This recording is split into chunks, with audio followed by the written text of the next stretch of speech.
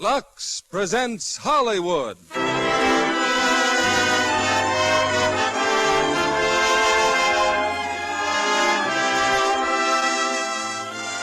Lever Brothers Company, the makers of Lux Flakes, bring you the Lux Radio Theatre, starring Paulette, Goddard, and Patrick Knowles in Kitty.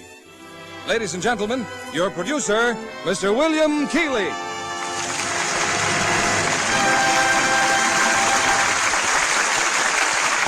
Greetings from Hollywood, ladies and gentlemen.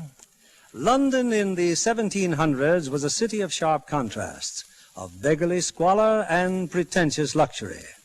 Swung between these two extremes is the story of Kitty, an illiterate cockney waif who is lifted out of the Houndsditch slums to become the toast of England, partly because a great artist saw beneath her dirt and rags a haunting beauty.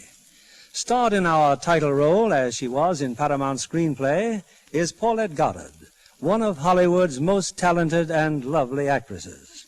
Co-starred with Patrick Knowles, who tonight makes his debut in our theater. The screen production, Kitty, was a costume maker's dream, laid in a period when ladies of quality dressed to the hilt in gorgeous gowns and numberless fluffy petticoats, and fashion decreed that they be kept fresh and new-looking to save the beauty of those costly fabrics. Just how this was accomplished in a period when no such thing as Lux Flakes was available, I don't know. But I do know that the studio kept those costumes fresh and spotless through long weeks of shooting by daily Lux care. Something I'm sure you women in the audience appreciate and practice in your own homes. It's time for our curtain and Act One of Kitty, starring Paulette Goddard in the title role and Patrick Knowles as Sir Hugh Marcy.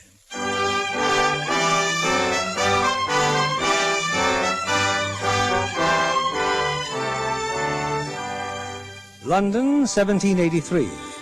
In front of his fashionable residence, Thomas Gainsborough, the celebrated painter, has just caught a thief, a miserable and ragged young woman who struggles vainly to escape. Leave me be! Oh, let go me hands! I let go when the constable arrives, picking my pocket front of my own house. Now, please, Your Honour, I only did it 'cause I was hungry. I got a sister what's sick. All I wanted was a little soup for her, that's all. Me and her's all alone in the world. Filthy little guttersnipe.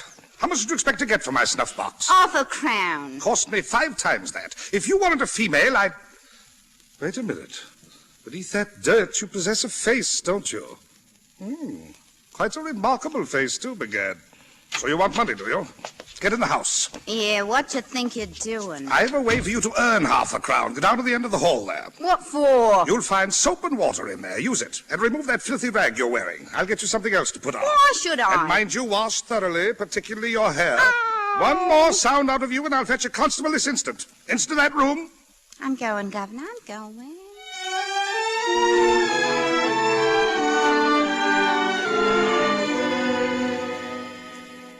What's the idea dressing me up so fancy-like? Keep quiet and sit down. I'm about to paint your portrait. What's your name? Kitty?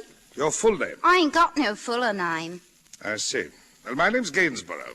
Now let me have your profile. Have me what? Your... Oh, just look that way. No. Toward the light. Why? Because I... Say so. Young woman, you're beautiful. I knows it. How you do?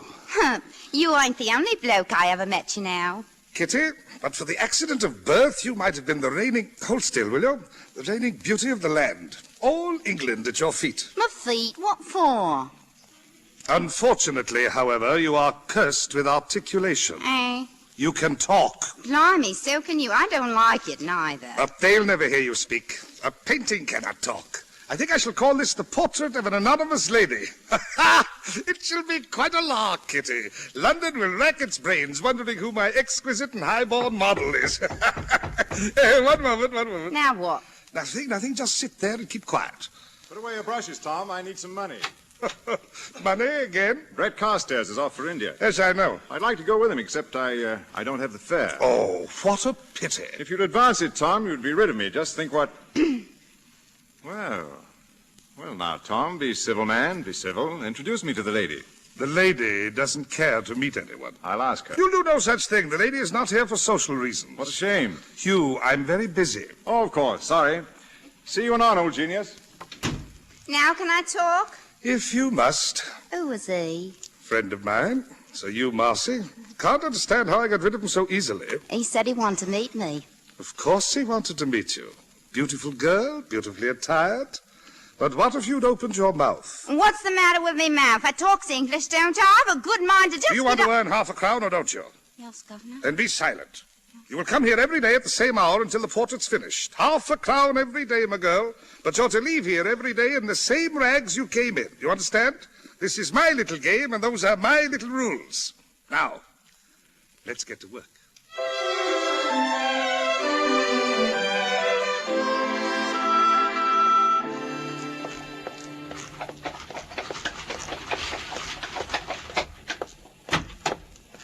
Forgive me, milady. What? Oh, it's you. Ingenious. Positively ingenious. But who are you, please, and why masquerade in tatters? See here, you were sitting for Mr. Gainsborough, were you not? Sitting for half a crown I was, numb to the bone, too. Rummy, tain't off turn cold, it ain't. Oh, that cockney. Incredible. Oh, no. What you laughing Not at? at you, my girl, at myself. In the studio, you were a beautiful and silent lady. Wealthy, no doubt, too. Now Well, I discover I've been waiting 2 hours to meet what I see before my eyes. Do you realize I had hopes of driving you home in my carriage? come off it. Get in the carriage. I'll still drive you home. Oh. Where do you live? Houndsditch? Houndsditch, coachman. Houndsditch. Very good, sir. Now what's your game, you? One look at your rags, and any game I had in mind is definitely off. You live with your family? Oh, with me father. Close on to 80, poor old dear, blind as a bat he is. Me and him's all alone in the world. Sad, isn't it? I has to take care of him, Ow, it's gone! It's gone, it is! What? Me half-crown, it's gone! You misplaced some money? Oh, the half-crown the painter gave me, it's gone! Sit still. There have been many worse tragedies. Oh, but I got to have it. Old Meg will knock me blinking head off. Old Meg? Who's she? Oh, You can tell me. You see, I didn't believe a word about a blind old father. So you live with someone named Old Meg, eh? bonded to her I am. All the girls is bonded to her. She'd tear the eye off me for coming home with me hands Then empty. you better not go home. Sleep in the street and catch me death. Not a very alluring prospect, is it? Too true it ain't. Well, if you care to help in the scullery, you can come home to my house. At least you'll have a place to sleep and no one to beat you. Do you mean stay there? For a while, yes. And I can still go to the painter every day for half a crown? If you wish. Gory, I ain't never met no one like you before. You're a proper gent, you are. Well, thank you. I was sure you'd know the real thing. We've changed our minds, coachman. You may drive us straight home.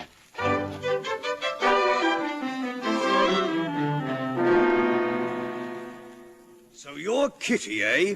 Well, I'm Dobson, Mr. Dobson, steward of this here house. So you says I'm to work in the scullery. So he told me. Also, he says you ought to have something to eat. Sit down. Sausage and tea? That's not good enough. Well, I'll eat it. But ain't this a toff's house? It's a toff's house, all right, and a toff lives in it, Sir Hugh. Ha! Finest manners in London, best clothes and the most creditors. Him? Yes, him. He used to be with the Foreign Office, he did, with the government. Had a bit of money coming in. Then he got mixed up in a scandal. Some say it was a lady. Some say a string of pearls that wasn't his. But between you and me, knowing him like I do, I'd say it was a little of each. What happened? Got himself thrown out, he did. And since then, he's been one step ahead of debtor's prison. It's my guess he'll be in jail inside the week. Prison's a good place for him, too. Here, you stop talking about him that way. What's that? Don't you say nothing against him. He's a fine gent. He is. Took me in off the streets, he did, just out of a kind heart, well, didn't he? He never did want for a female to speak up for him. Here now, take some tea up to her ladyship. What ladyship? His aunt, that's what. Lady Susan. Oh, his aunt. How'll I find her? I can always answer that, my girl. You'll find her indisposed as usual. Careful now, don't spill it. This is the girl I was telling you about, Aunt Susan. Kitty, this is my aunt, Lady Susan Dodd. Oh. Put that tray down. It's your tea, Mum. Tea? Oh, surely you there must Sorry, be... darling, not a drop in the house. Come here, girl. Well, your face looks clean, but You'll have to burn that horrible rag you're wearing. I'm very careful about appearances. I know I'm not at my best today, but I've been ill. I've had a chill. Beg your pardon, Sir Hugh. What is it, Dobson? There's another one just come. Another what? Another creditor, sir, the tailor. I have 5 tailors. Mr. McNabb, sir, been here 3 times today. Oh, well, if a man wants to see you that badly. Excuse me, Aunt Susan. Humiliated by tradesmen, insulted by merchants. Well, make the tea, girl. Don't know as I knows how. Well, then, do you know how to pull a cork out of a bottle? Oh, yes'm. Look under the pillow. Last bottle in the house. Oh, what's to happen to me? What's to happen to me? It wasn't always like this. I can assure you it wasn't always like this.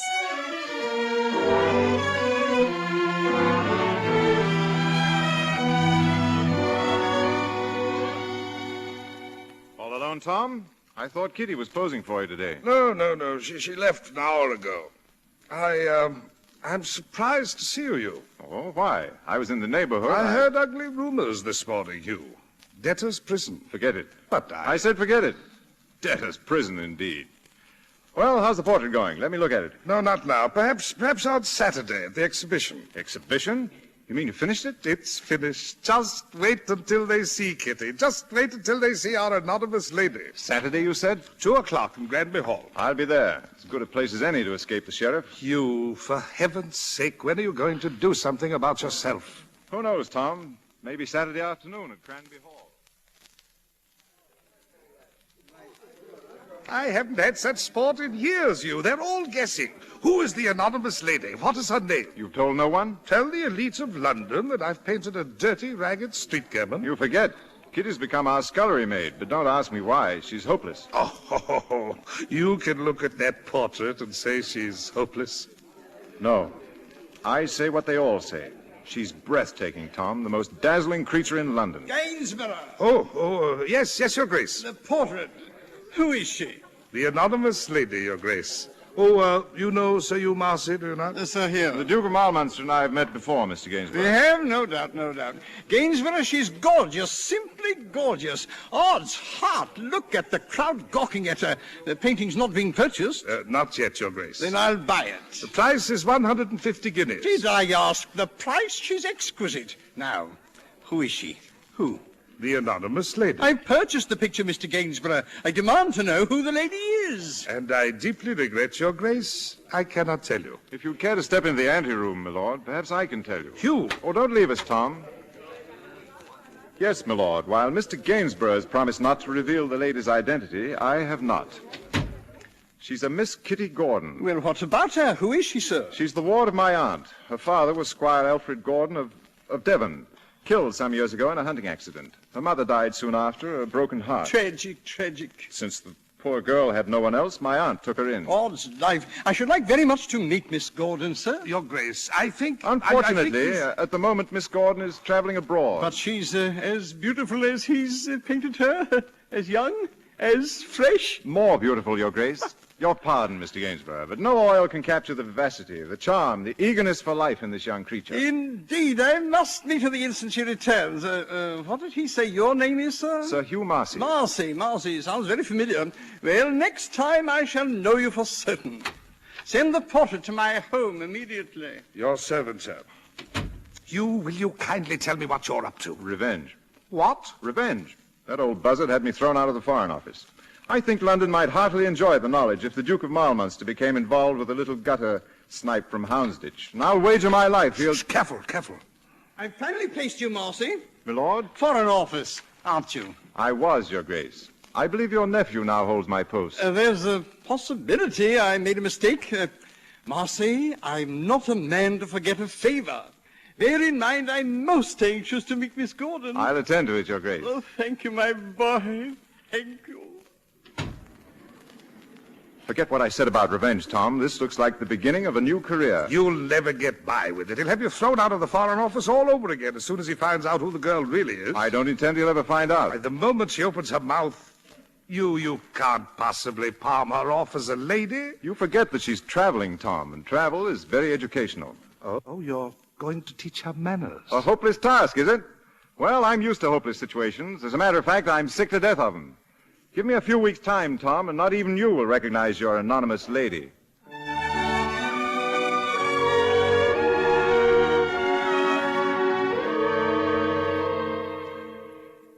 All right, Kitty, we'll try it once again.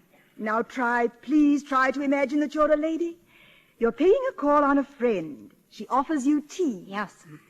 Miss Gordon, do you take milk and sugar in your tea? I takes what I gets and happy to have it, I am. Oh, you, it's no use. It's no use. Give the girl a chance, Susan. If you were training a dog, you wouldn't expect results immediately. A dog wouldn't be mouthing that horrible cockney. Susan! Oh, very well. Pray drink your tea, Miss Gordon. I'm doing my best. No, Kitty, no. Tea is imbibed from the cup, not from the saucer. The cup is held in one hand like this. Thumb and forefinger thusly. All right, try it again. Yes, sir, you. Susan, I said we'd try it again. Oh, very well. Pray drink your tea, Miss Gordon.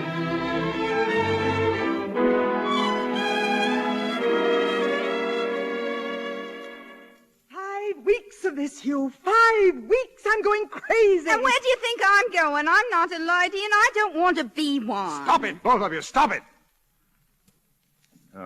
We'll start again. All right, Kitty. Milk and sugar, Lady Susan? Milk and sugar, Lady Susan? Just milk, my dear. Thank you. So sorry to hear about the tragic death of your father. Good, Kitty, good. My dear mother died shortly afterwards of a broken heart. No, not art! Your mother died of a broken heart. Remember your H's. Now say that. Remember your H's? No. What did your mother die of? My mother died shortly afterwards of a broken heart. And then I came to live with my dear auntie. Once again. Milk and sugar, Lady Susan? Just sugar, my dear. Huh? Well, give her sugar. People don't all take it alike. That's what you ask them for. But she said milk before. This is a different tea. She's a different person. She wants sugar and never, under any circumstances, say A again. Now, once more. Milk and sugar, Lady Susan? Both. Once more. I can't do it. I can't.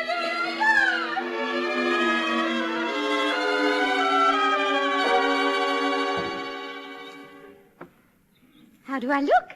Tell me, how do I look? You're beautiful, Kitty, beautiful. I never saw such a dress.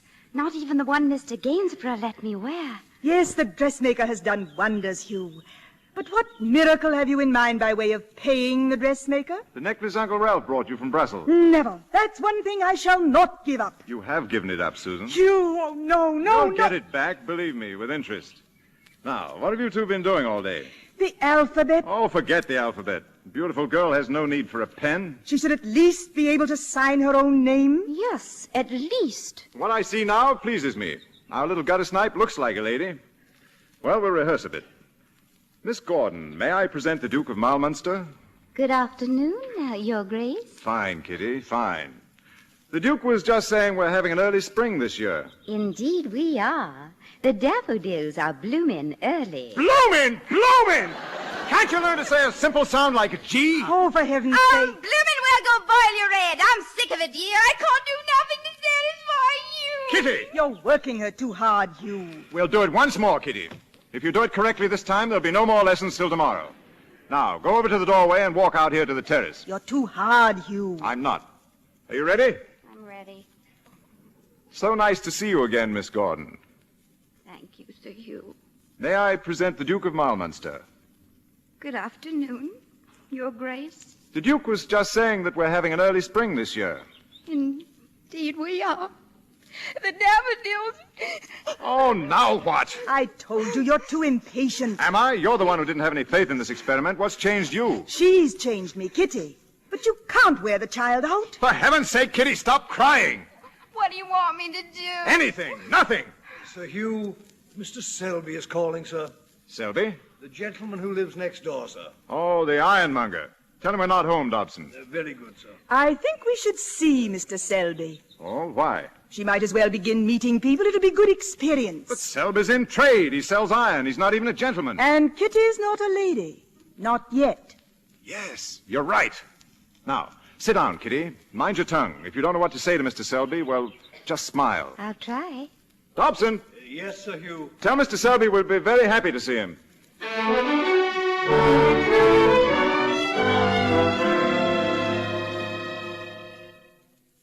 I brought these for you, Lady Susan, from my own garden. How very kind of you.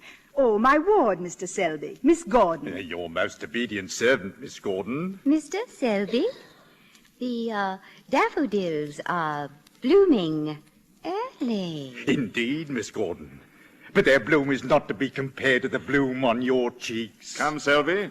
Miss Gordon is very young, and I feel it my duty to warn her against such eloquence. Oh, I'd like nothing better than to turn Miss Gordon's head, sir, if it were turned in my direction. Your wit is sharp, Selby. Did you ever think of taking up playwriting? Well, now, I did write an ode once. I knew it. Such felicity of phrase can hardly be accidental. Miss Gordon, if you care to read my ode, I'd be glad to bring it over at some future time. Oh, Why not tomorrow, Mr. Selby, and take tea with us? Would you do me great honor, ma'am? Well, I really must go now. It's been ever so nice meeting you, Miss Gordon. Oh, that wondrous smile. Your servant, Lady Susan. See you. Mr. Selby? Till tomorrow, then. Oh, what an idiot. But a rich idiot. Kitty, my dear, he never once took his eyes off you. Fascinated like a rabbit. Oh, no, you don't, Susan. I won't have it. It would solve our financial difficulties. We'd ask for a large dower before we'd let Kitty marry him. marry? Here now, who's marrying who? Be quiet. I'm saving Kitty for the Duke of Marlmonster. You know what that means to me. Do you mean to say you've been teaching me all these things so I can marry somebody? Not somebody. You've been fortunate enough to have been greatly admired by the Duke of Marlmonster. I don't want him. I mean, him. No one's asking what you want. The Duke's a widower, one of the foremost peers in the realm. You should be honored. Well, I ain't. And you can tell him to off it. He can blink and well off it. I don't want to be no duchess, and I ain't marrying him or anybody else. I ain't. Extraordinary. I never expected Kitty to refuse a duke. Well, don't worry about it. You heard what she said. And what would you do if you had to choose between the Duke and going back to Houndsditch? Ah, yes. She's told me about Houndsditch and that frightful creature she's bonded to, Old Meg. Well? I'd take the Duke, of course. But then I'm a lady. I have an idea our little guttersnipe is above that sort of thing. Ah.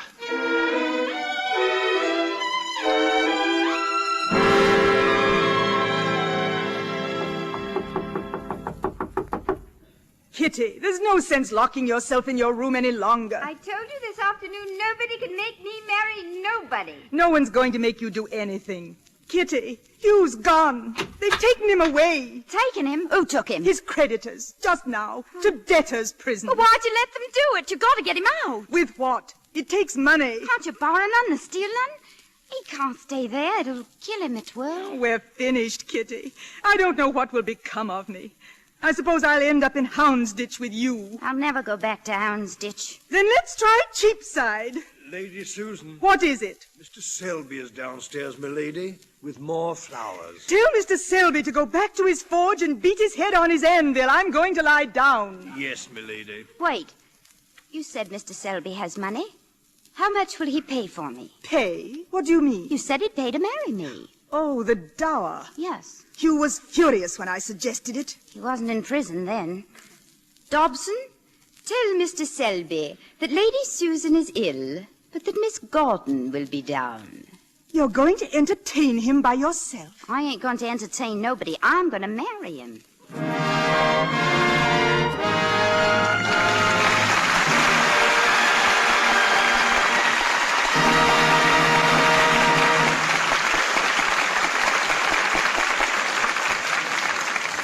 In a moment, we'll return with Act Two of Kitty, starring Paulette Goddard and Patrick Knowles. Say, Libby, what's this story going the rounds about Jimmy Stewart? Oh, I heard it from Jimmy himself. About a week before Frank Capra was due to start shooting his first Liberty Films production, It's a Wonderful Life, it suddenly came over Jimmy. How was he going to do? This was his first picture in 5 years. He began boning up on the first scene like a schoolboy the night before exams. He could recite that scene in his sleep. Well, the first day on the set, Capra strolled over and said he'd made a slight change in plans and would do a different scene first. Well, Jimmy's heart sank as he thumbed through the script. Donna Reed started the scene. She said, "Are you going towards home?" "No," Jimmy replied. And that was it. He made his first speech without a fumble. Well, how did he get on after that? Oh, splendidly, of course. Although he insists he's just not naturally the graceful type, he and Donna Reed do a wonderful Charleston number in It's a Wonderful Life. It's a dance contest. And a pretty strenuous dance, I imagine. And quite a strain on stockings, too. The 150 extras who take part in that scene naturally worried about stocking runs. They were advised to lux their stockings at the end of every day's shooting. Hollywood studios say that luxing cuts down runs amazingly. And they're so right, Libby. A scientific laboratory proved that, remember?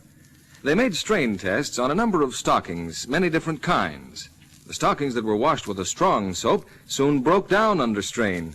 But identical stockings washed with Lux Flakes lasted twice as long. And knowing how to make stockings last longer with Lux is mighty important to any size budget. You know, an interesting thing about those tests is that all kinds of Lux stockings showed similar results. Silk, nylon, rayon, cotton, too.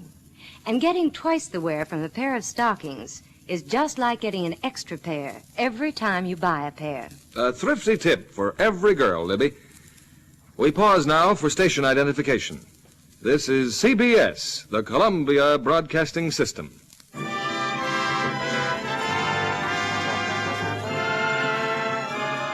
You're listening to Same Time, Same Station, the best of old-time radio. And I'm your host, Jerry Hendigas.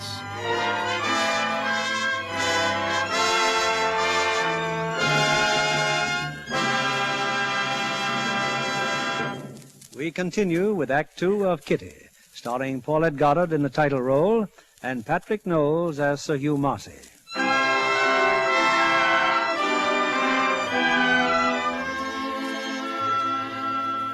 It required only 10 days for Kitty to make herself the bride of the smitten Mr. Selby. And during those days, Sir Hugh Marcy has languished in debtor's prison. But the day after the wedding, Hugh suddenly discovers he's a free man again. But how did you do it, Kitty? Where'd you get the money? You stole it. Or Mr. Gainsborough, perhaps. Your debts were paid out of the dower Mr. Selby paid to Lady Susan. Dower? I married Mr. Selby yesterday. You did what? Throw yourself away on that stupid, bloated oaf? I didn't care about anything but getting you out of prison. Didn't it occur to you that this wrecks my plans for you and the Duke? Ends any chance I'll ever have of getting back into the Foreign Office. I didn't do it because I wanted to. It ain't no holiday being married to him, it ain't. I only wanted to help you. Help me? All right, it's done. No use weeping over it. Stop here, coachman. Where are you going? My dear girl, I didn't marry Jonathan Selby. I have to make a living somehow. Fortunately, here's White's gambling house. If I win, I'll buy you a wedding present, Mrs. Selby.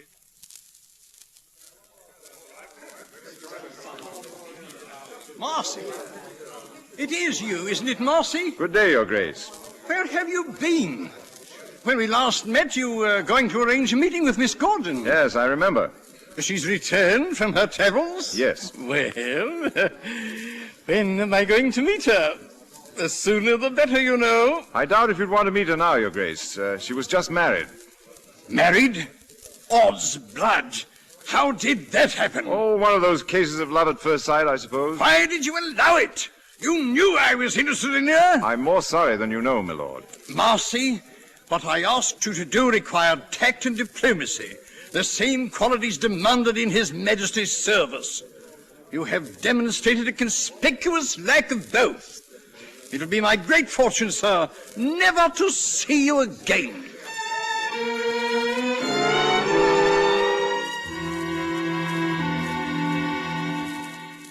You sent for me, Mrs. Selby? Come in, Mrs. Nullins. I know you've been in Mr. Selby's housekeeper for a number of years, but this is something I won't stand for. Beating the scullery maid. Please, Mrs. Selby, she didn't hurt me. It's all right, Nellie. She's a shiftless little good-for-nothing man. Maybe she is, but hit her again and I'll knock your blinking head off. What? I do not wish to discuss it further. Yes, ma'am. Lady Susan is waiting for you in the drawing room. Oh, thank you, Mum. Stop your sniveling, Nellie. You're a dear sweet lady, taking me in and giving me an home. You've got a good heart, you have. I've got a good memory. Now get back to your work. I've got to see Lady Susan. And I wouldn't think of bothering you, Kitty, except that we're in desperate trouble. And you're the only one who can help us. What's happened? Hugh? His gambling debts. He may have to go back to prison. How much, Lady Susan? £60. Love a duck! Kitty, your language, dear. But what about the dower money? Surely it's not It went all... long ago, every penny of it. His debts, and there were so many things we needed. Kitty, they're besieging the house again. Hugh, oh, it's so humiliating. He's hiding in the attic. Life has never been easy, Kitty, but this is the lowest ebb. I'll see what I can do, Lady Susan. I'll try. Soon, Kitty, please. It's so terribly important.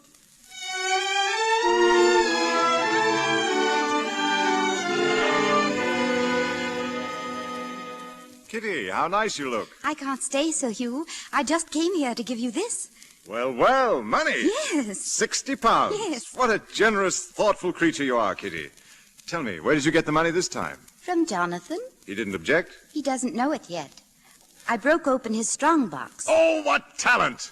You may lack some of the social graces, Kitty, but you've got all the fundamentals. If I only knew a dozen like you, I could live like a king. I should think by this time you know you're lucky to have one like Kitty. Don't worry, dear Auntie. I know. Jonathan's home. I've got to get right back. Goodbye, Lady Susan. Thank you, Kitty. Thank you, my dear, for both of us. Answer me, Kitty. Have I ever denied you anything? Have I? No, Jonathan, no. You asked me for money today, and I gave you £5. I needed more. So you steal £60 from his strong box. Let me go. You're hurting me. No wife of mine is going to lie and cheat. Tell me what you did with it. Take your hands off me, you rotten swine. Take them off or I'll bash your mug into you. What's that you said? What gutter language is that? What else is there about you that I don't know? I said, what else? Speak up. Tell me the truth and I'll take it out of you. Where did you learn such language? Who are you? Now will you answer me? Answer me! What are you doing to her? Mrs. Shelby, no! Get out of here! I'll beat it out of you! I'll beat it out of you! I'll... Nellie! It won't hurt you no more, Mrs. Shelby. No more. Murderer! You've killed him! I saw you do it! I saw you! He was hurting her! No use trying to run away, Nellie. Go to your room while I call a constable. Mrs. Selby! Mrs. Selby! Maybe I better fetch a surgeon, too. About done in herself, she is. Mrs. Shelby!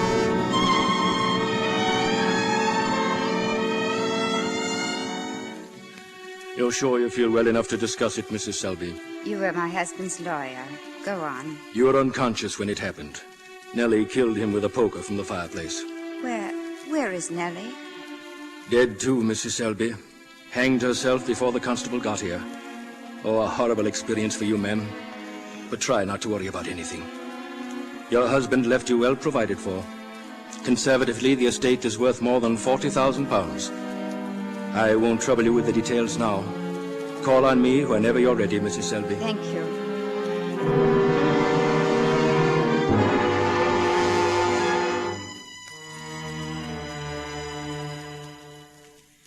I don't want to appear callous, Kitty, but it is a relief having your husband gone. What a strain it would be having to break into that box every time one of us needed money. I must say I was worried over what that housekeeper might do, Hugh. I think it was very clever of you to give her a pension.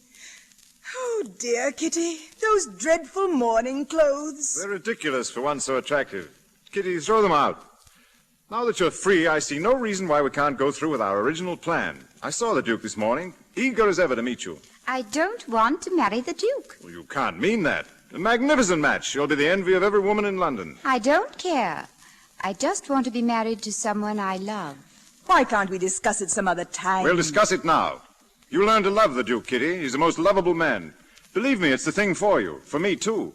The Duke is the one man who can put me back in the Foreign Office. But you don't need to go back. You can have my money. All of it. Kitty, I was thrown out in disgrace. My career was blasted. There's a stain that must be removed. It means more than anything in the world to me. Just don't forget to address the Duke as Your Grace when he comes. I I took the liberty of inviting him to tea. Hugh, you didn't. Oh, how tiresome. I know he won't let me down, Kitty. You're going to be disappointed if he doesn't ask me to marry him, aren't you? There's no fear of that. He's already looking upon you as his wife. If he's coming for tea, I'd better make myself ready.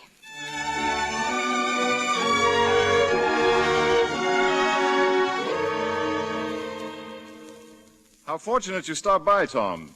Here, your invitation to Kitty's wedding. Where is Kitty? I should like to congratulate her. Where, Mr. Gainsborough? With her husband-to-be, of course. Richard, Duke of Malminster. I rather think I should be congratulated. And why? For turning a little gutter baggage into a duchess. A neat trick. The trick was in having me for an aunt. Kitty could never have passed as a lady without me to guide her. Permit me to remind you both, if I hadn't painted Kitty's portrait, none of this would have happened. And you wouldn't be back in the Foreign Office, my dear Hugh. Perhaps we should all congratulate each other. Mr. Gainsborough, Lady Susan, to our very good health.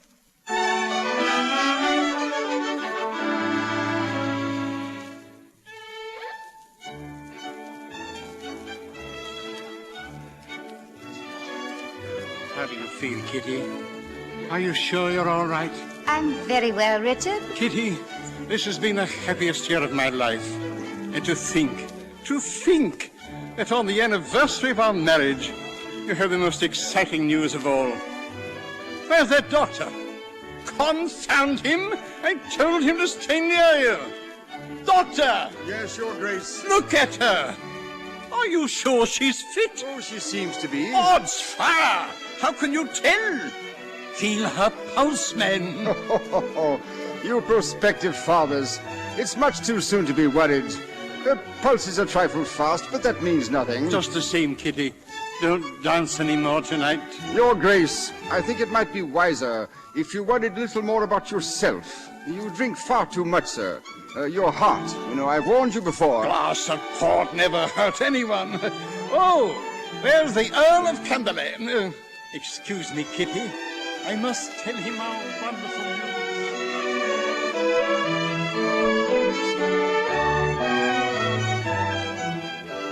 I've been trying to find you alone all evening. May I have this dance, Duchess? If you'd like, Sir Hugh.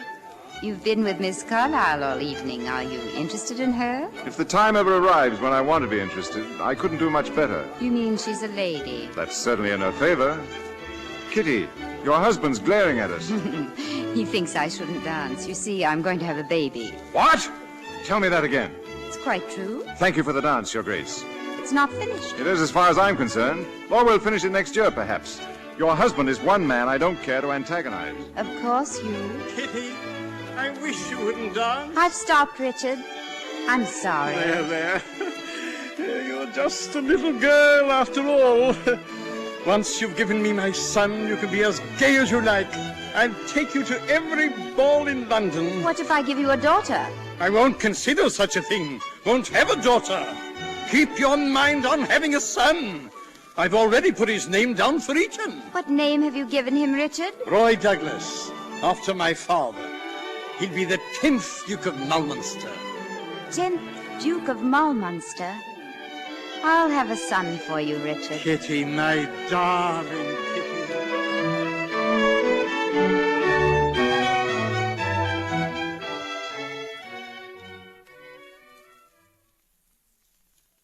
May I congratulate you, Your Grace.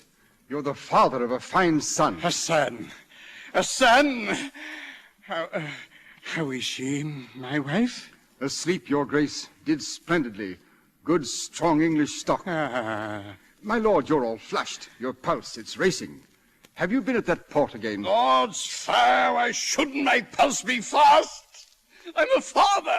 Lie down, please. Fiddly-dee, my servants want to hear the news. I'm going downstairs and tell them. Arthur, Derek, Hartwell, I have an heir. I have a son. Your Grace. Oh, what happy news, sir. Thank you. Geoffrey, did you hear? An heir.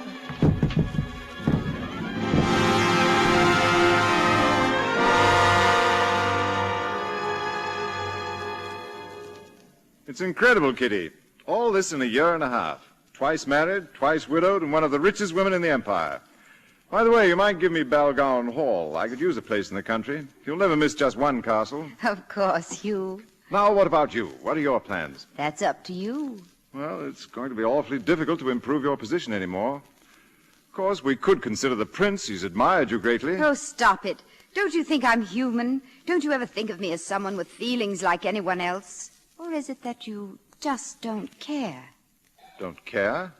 Twice I've married men to help you. Why do you think I did that? Because you were grateful to me and aware of a good chance for yourself. I did it because I hoped one day you might notice me and see that I was in love with you. I was willing to do anything, Hugh. Kitty, it just never occurred to me. Ours is a more business arrangement. I know why it never occurred to you. Because I was just a little guttersnipe and you was a gentleman. We're a gentleman. We're a gentleman, so what I thought or felt didn't matter. You were too selfish to think of anyone but yourself. Now, look here, that's not quite fair. I've done very well for you, Kitty. I made you out of nothing. I brought you into a title and a fortune. I created you as you are today. And I created you, too. You'd still be in prison if I hadn't stolen for you. Yes, that's quite true. So the score's even, isn't it? Quite even. Then we're through. We're finished. Kitty, you're all upset. You're angry. We should be friends, the best of friends. I don't want to be friends with you. I don't want to ever see you again. Now go on and clear out of here. Careful, Kitty. You're slipping back to Houndsditch, to old Meg. You can't forget it, can you? You'll never forget it. Or maybe I'll forget it if I never see you again. Now go on. Clear out. Clear out! Kitty! Clear out! Goodbye, Kitty.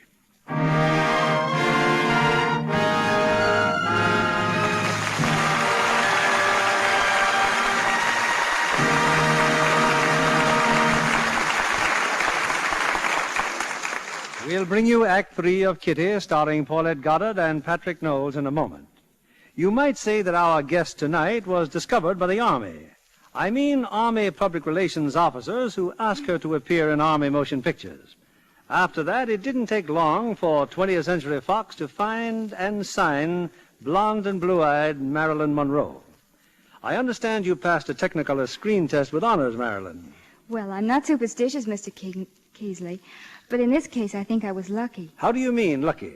Well, the film they used was left over from the shooting of Betty Grable's new picture for 20th Century Fox, The Shocking Miss Pilgrim. I see.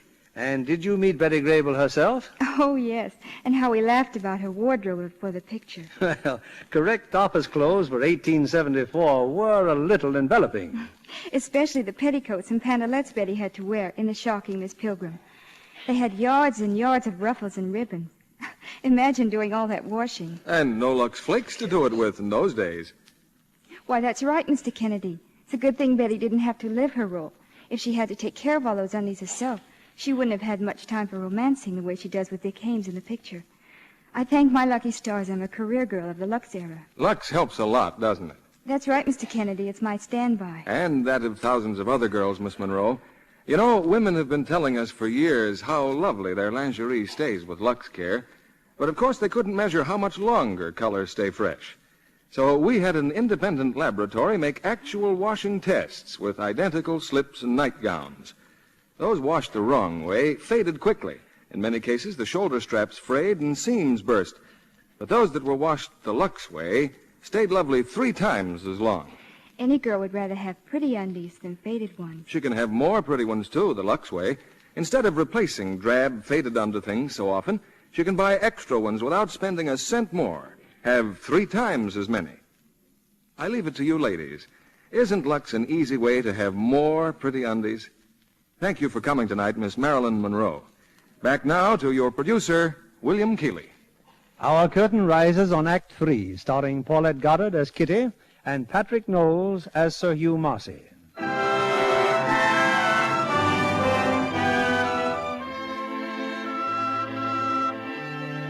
Many months have gone by, but the breach between Kitty and Hugh has not narrowed. Now, on a spring afternoon, Hugh visits his old friend, Sir Thomas Gainsborough. Now, be honest, did you have any particular reason for coming to see me? Oh, must I have one? Usually, of course not. But I'm expecting 2 old friends. Well, I'm accepted by all the better people these days. It happens I'm expecting Kitty and Brett. Kitty and Brett? Is that so startling? Surely you know Brett's back from India. Of course, I've seen him a dozen times. But how did he meet Kitty? Here. I might say quite a warm friendship has developed. I feel quite like Cupid. I'm acquainted with the sensation, Tom. I hope you find it more pleasant. Well, now, see here. Brett's a fine fellow. Oh, the best. It's still amusing, Tom. Really amusing. The humor of the situation escapes me. Well, you know Kitty as well as I do. Better, perhaps. The trouble with you is that you think of Kitty as what she was, not as what she is. Look at my new portrait of her. That isn't the dirty little urchin who stole my snuff box. That's a lady, the Duchess of Malmunster. Excuse me, Sir Thomas. Her Grace the Duchess of Malmunster and the Earl of Carstairs. Oh, show them in.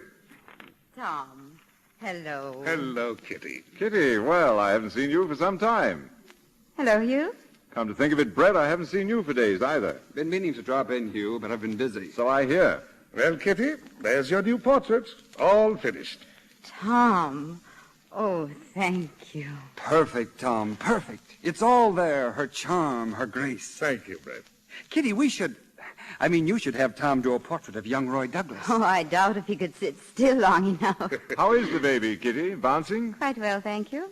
Tom, don't be cross if we have to run off. But, my dear, you just got here. I promised Brett I'd spend the afternoon alone with him. He said he has a number of things to tell me. Really only one thing, Kitty. Darling, please, kissing me in company. Goodbye, Tom. Wonderful painting. Thank you again. Goodbye, Hugh. Goodbye, Kitty. Good luck, Brett. Obliged to you. Not very sociable, were they? Oh, people in love seldom are. Does it surprise you that someone of Brett's taste and refinement appreciates Kitty? I'm just beginning to appreciate Kitty myself. Rather sudden, isn't it? Very sudden. As a matter of fact, within the last 5 minutes. That's better. Nothing that happens in 5 minutes can be very serious. You can die in less time. Tom, she's a lady. Let her alone, you. You had your chance with Kitty. Now let her be happy. She'll be happier with me. On what possible basis? Because she loves me. Oh, you don't know what you're talking about. Maybe not. We'll see, Tom.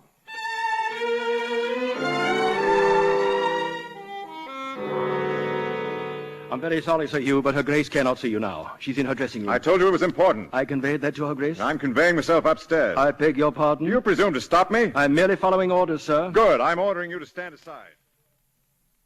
I told my servant I could not see you. Nevertheless, you are seeing me. Dismiss your maids. You may go, Annie, Celia. Kitty, a strange thing happened to me this afternoon. I found out how I really felt about you. Was that before or after you'd eaten? No, I mean it. I've been selfish and cruel, but I never realized I'd been stupid as well. Kitty, please. You're not trying to tell me you're in love with me. I am. Then why don't you say it? All right. I say it. That was very sweetly put. Oh, I know your pride's been hurt, but forgive me, Kitty. We can start out fresh. I already have. That day I told you I was through with you. And I've never been more happy. I suppose that means Brett. Yes? You only turned to him because we quarreled. Originally, yes. Since then, I've discovered he's the most wonderful person I've ever known. Oh, what's so wonderful about him? His stories of India? Everything. Is he any better looking than I? Oh, you're both good looking, but he's not dissipated. We both have titles, too. We all three have titles. Mine's the best of all. Kitty, you're baiting me. You couldn't have changed this suddenly. Well, you did. You just said so. I've cared for you all along. I simply didn't know it. Then say goodbye on that note. Brett will be calling for me directly. Oh, let's stop this nonsense. Would you rather have me get down and crawl? Yes, I would. Well, I won't do it. Oh, the same old Hugh. And I won't accept your being in love with Brett. Perhaps you will when I marry him. I beg your pardon, Your Grace. The maid thought you might be needing me and the footman. Yes, you may show Sir Hugh to the door. Oh, Hugh, just one more thing. Have you noticed? This is the first time we've had a long talk, and you haven't had to correct me. Yes. It's always painful when the pupil thinks she's learned enough to dismiss the teacher. Are you all right, Your Grace? All right. Why, in my whole life, I have never felt better.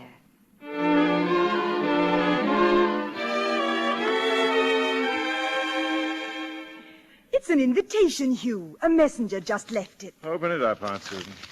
Kitty, Duchess of Malmunster, announces her betrothal to Brett, Earl of Carstairs, and requests the pleasure of the company of Sir Hugh Marcy and Lady Susan Dowett at a reception Tuesday evening, July 25th. Of course we'll go, Hugh. Of course, Aunt Susan. Of course.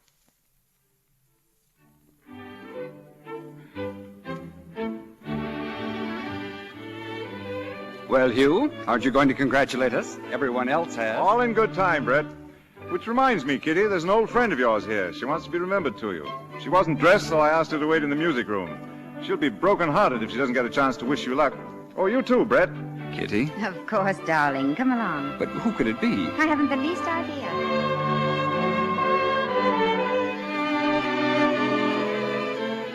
Well, there she is, Kitty. Surely you remember old Meg from Houndsditch? Well, if it ain't my little Kitty. My little Kitty all decked up like a lady. Hugh, why do you do this to me? Because I love you.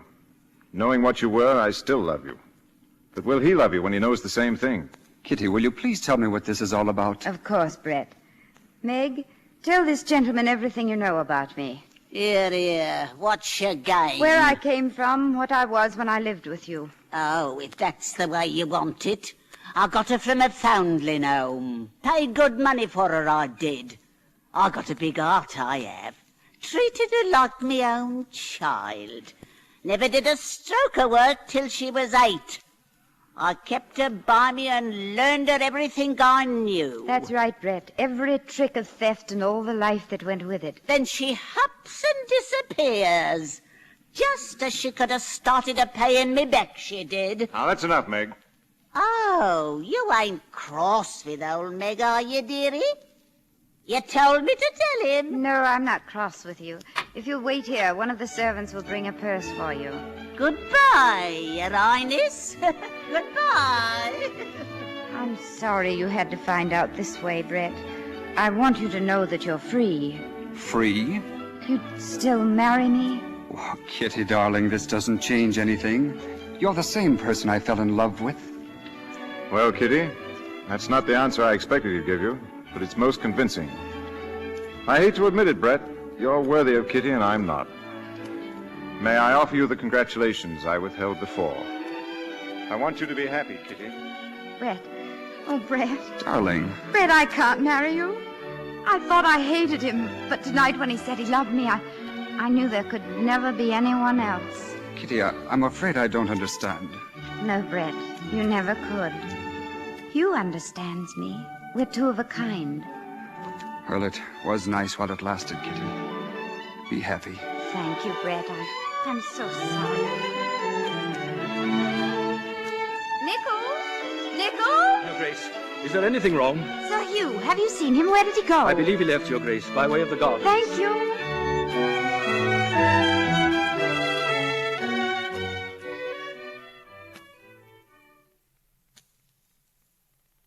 Where are you going? Tom! Kitty! Tom, where is he? Where's Hugh? Just down the path, Kitty. Hugh! Kitty! Kitty! Now then, what were you saying, Your Royal Highness? As Prince of Wales, nothing of much import. But as a man, Gainsborough, I've just made a remarkable observation. Women, sir, are extraordinary creatures. Yes, Your Highness. Now, why should our charming Kitty throw herself away on such a bounder? Look at them, kissing. I'm sure I don't know, sir. He's so far beneath her.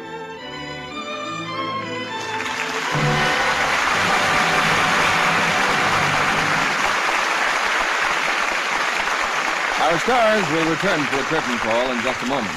Meanwhile, Sally, how keen are your ears? Just how do you mean, Mr. Kennedy? I mean, can you tell by a woman's speech where she comes from? Try me. All right. Here are 3 ladies. I'll introduce them in a minute. Each is going to read a paragraph while you guess where her home is. This is Mrs. A. Will you read this, Mrs. A? The dishes were very greasy, but I rinsed them first in hot water and then washed them in Lux flakes. Afterwards, my hands were still soft and white and smooth. South, of course. Mississippi? How about that? My home's in Natchez. Good guess, Sally. Now here's Mrs. B. Mrs. B, will you read this sentence? Mary said she'd never marry if she had to wash dishes. But she tried Lux Flakes, and now she says it's as easy as rolling off a log. Lux helps her hands stay soft and smooth. All right, Sally. The Middle West. Kansas? That's absolutely right. And now our third guest, Mrs. C. Will you read this sentence, please? I wouldn't be without Lux Flakes. I use Lux for dishes, of course, and for every soap and water job about the house. Washing, woodwork, linoleum, porcelain, tiles. It's so easy on the hands. That's somewhere in New England. Let's see, Boston? Actually, it's Medford.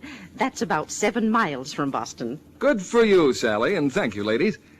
No matter how they say it, women who care about their hands use Lux Flakes for dishes. It's so mild and gentle. Hundreds of women made scientific tests of 5 soaps widely used for dishwashing. In case after case, they proved Lux kinder to hands. Lux Flakes actually go further, too. Ounce for ounce, you can wash up to twice as many dishes with Lux Flakes as with any of 10 other leading soaps tested. It's thrifty. Here's your producer, Mr. William Keeley. After meeting them so enjoyably in Kitty, I'm sure you'd like to meet our stars in person as we bring them back to the footlights for a curtain call. Paulette Goddard and Patrick Knowles.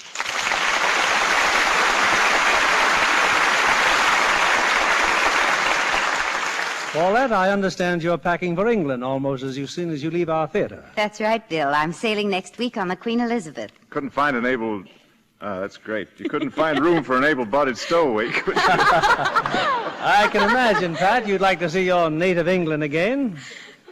Pat, I'm sure your family and fans would miss you. Speaking of families, I understand, Paulette, that you're a matrimonial expert in your latest Paramount picture with Fred McMurray, Suddenly It's Spring. That's right, Bill. What sort of advice do you give, Paulette? For instance, if I should have a quarrel with my wife, what would you suggest? Just kiss and make up, silly. Yes, it's rather nice to see people make up. Kissing isn't bad either. Pat, yours is one of many solid Hollywood romances. What's your formula? Oh, my wife goes her way, and I go with her. Well, you should be able to give advice on matrimony, Bill. You've been happily married to one of our favorite stars for years. You used to direct Genevieve Tobin in pictures, didn't you, Bill? Yes, and in that direction lay romance. Coming back to your official capacities, what are you presenting here on Lux? Next Monday evening, Bill. Next week, we bring our audience an evening of chills, thrills, and action when we present 20th Century Fox's exciting drama, Somewhere in the Night. And our stars will be John Hodiak and Lynn Barry. John was in the screenplay, wasn't he? Yes, and he duplicates that role next Monday on our stage in the unusual story of a man whose loss of memory forces him to track down his identity in the face of baffling and incriminating circumstances. That sounds like an exciting evening for your audience, Bill. Congratulations and good night. Good night and bon voyage, Paulette. Thank you.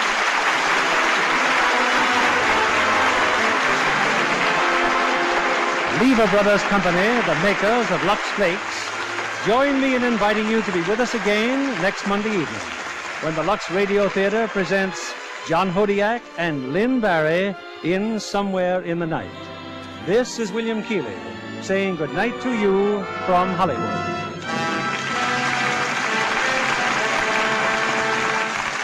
The war is over, but the Red Cross carries on in its services to the armed forces, to veterans, to victims of disaster, and to those in need in your community. More than 1 million veterans and their families were assisted by the Red Cross last year, and many more will need assistance during 1947. Help repay the debt we owe our veterans by giving generously to your Red Cross. Patrick Knowles appeared through the courtesy of Paramount Studios, producers of the Technicolor picture California, starring Ray Milland and Barbara Stanwyck. Heard in our cast tonight were Alan Reed as Gainsborough, Louise Lorimer as Lady Susan, Norman Field as the Duke of Malminster, and Raymond Lawrence, Eric Snowden, Gloria Gordon, George Neese, Ann Tobin, Herbert Rawlinson, and Charles Seal. Our music was directed by Louis Silvers. This program is broadcast to our men and women overseas through cooperation with the Armed Forces Radio Service. And this is your announcer, John Milton Kennedy, reminding you to tune in again next Monday night to hear Somewhere in the Night with John Hodiak and Lynn Barry. Spry. When you bake and fry, Spry. for your cake and pie, Spry. it's your shortening by. Rely on Spry. For lighter, better-tasting cakes, try Spry, the pure, bland, all-vegetable shortening with the magic cake-making secret. Hear them say, boy, what a cook. Rely on Spry. S-P-R-Y. Rely on Spry. S-P-R-Y. Be sure to listen in next Monday night to the Lux Radio Theatre presentation of Somewhere in the Night with John Hodiak and Lynn Barry. And why not tune in later tonight to hear the Joan Davis Show? This is CBS, the Columbia Broadcasting System.